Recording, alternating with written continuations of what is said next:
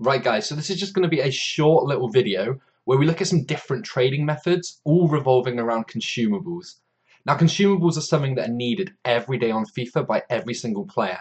Whether it's fitness, contracts, position changes or chemistry cards, there's always a market for it, which means there's always money to be made when trading with them.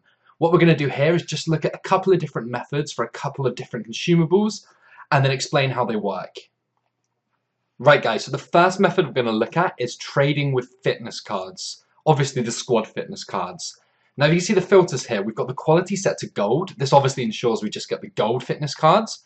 We've also set a minimum price of 300 coins. Now what this does is it gets rid of a lot of the individual cards from the market, so we're not going to see as many individual fitness cards in our search. We've set a max price at 700. Now this represents what we're willing to pay for the card, so we'll only see cards that have a bid of 700 coins and lower on them. We've set the minimum buy it now price to 900. Now these cards sell instantly for about 950, 1,000 coins.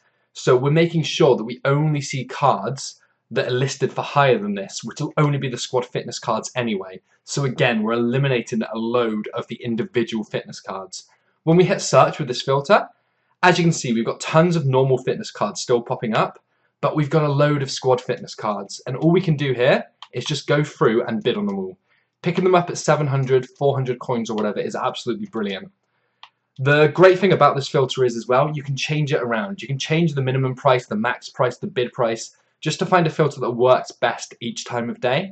You can stack up your transfer target list with 50 of these cards, just carry on with playing FIFA, come back to it after a match and then reevaluate where you are.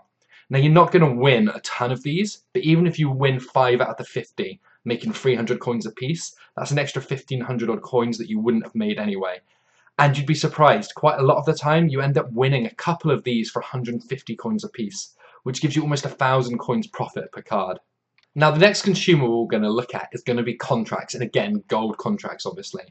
Now we're going to set the max price to 150, which means we're only going to see cards that pop up with either no bids on them or a bid of 150.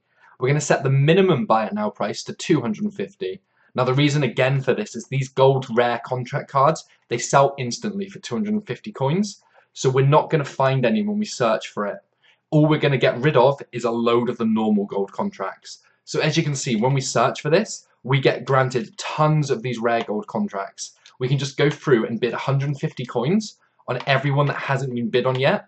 Then we can just list them all in one smooth go for 250, 300 coins a piece, and the majority of them will sell after a couple of relists. Now you might be thinking there's only 100 coins per contract, but say you won 100 of these cards and then you listed them all up at the same time on your 100 slot transfer list, that would be a 10,000 coin profit. It adds up extremely quickly. So the final method we're going to look at here with these consumables are the chemistry style cards and the position change cards. Now this approach works for both of them. So the basic rule of how this works is you choose a card, so we're going for glove from the chemistry style. We find out that it's extinct at 350 coins, but at 400 coins there's plenty. This means that this card instantly sells at 350 coins. So we set our max price to 250 coins, we search the market, and then we just go through bidding 250 on every single card that appears. As you can see, there's a half an hour left on all of these cards.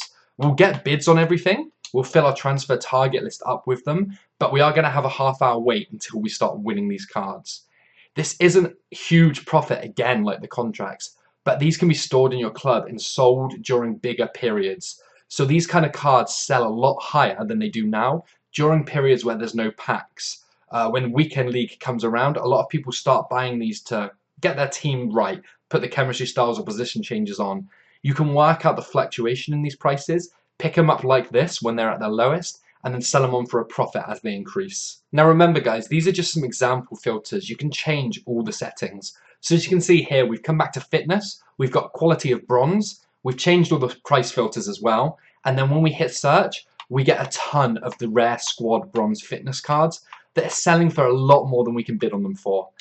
Play around with these filters, find out what works best for you, and then stick to them.